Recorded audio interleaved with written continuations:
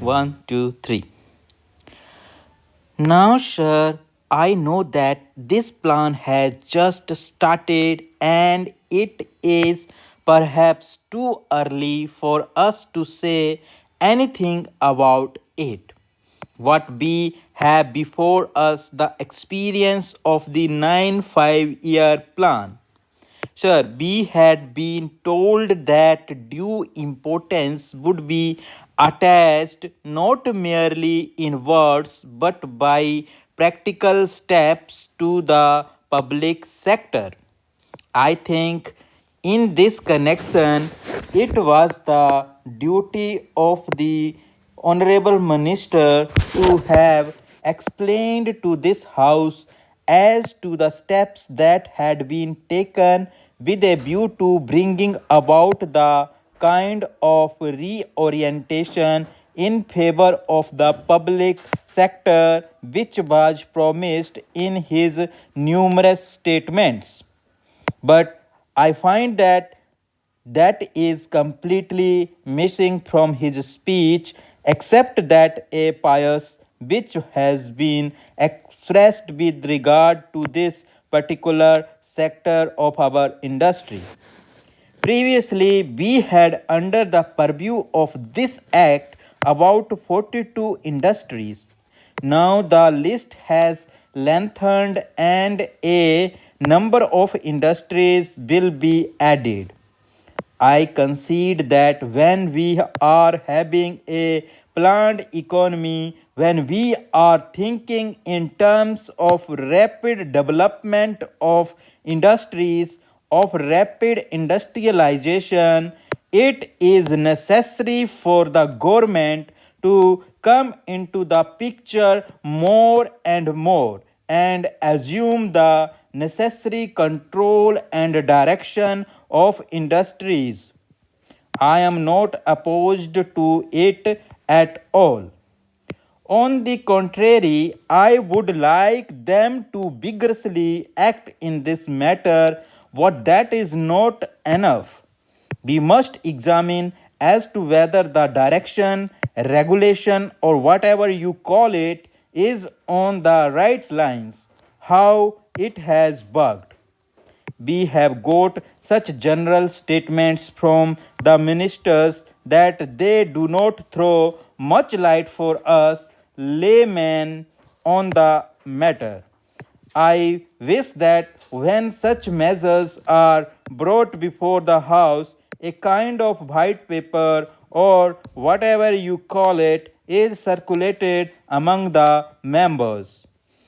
You do not expect that we laymen in this house would easily understand these things until and unless we have some opportunities of studying the relevant data and the material on the subject. We have been denied those opportunities, and I regret that we have been so denied. I know that in this respect, honorable members who come from big business or the business world would be in a somewhat advantageous position because they are familiar with the working of this act in a way which would enable them to speak more effectively. Now, let us see how this has worked. I know that when this measure was first brought before the House several years ago, there was much opposition to it, which came not from the public but from certain business interests.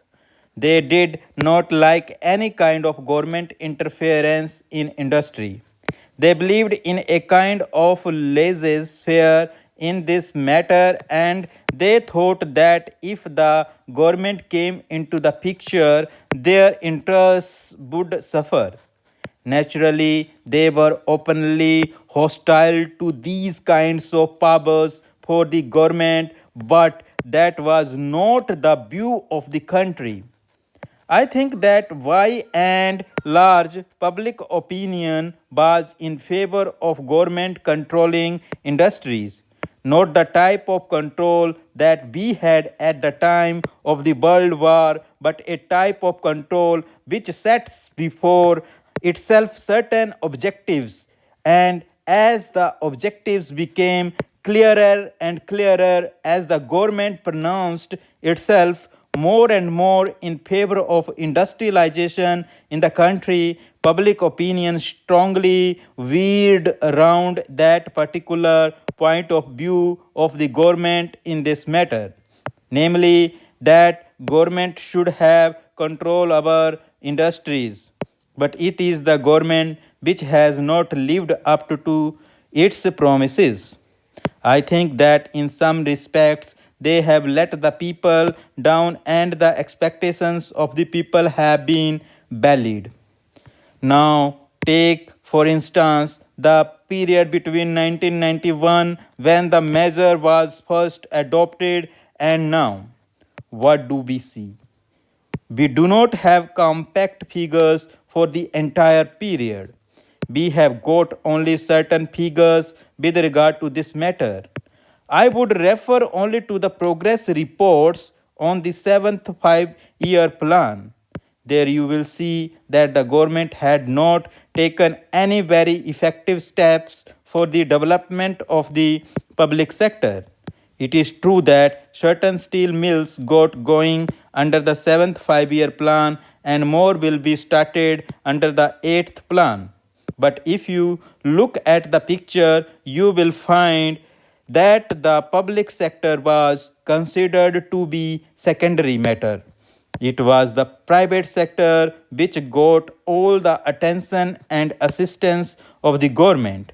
I am not at all suggesting that government was totally unmindful of the public sector. What I am saying is that when the government entered into the picture, it did not give to the public sector the attention that it deserved. I think that the Honorable Minister owes us an explanation not only as to why such a thing happened, but also as to what steps he is going to take with a view to changing the pattern of such development.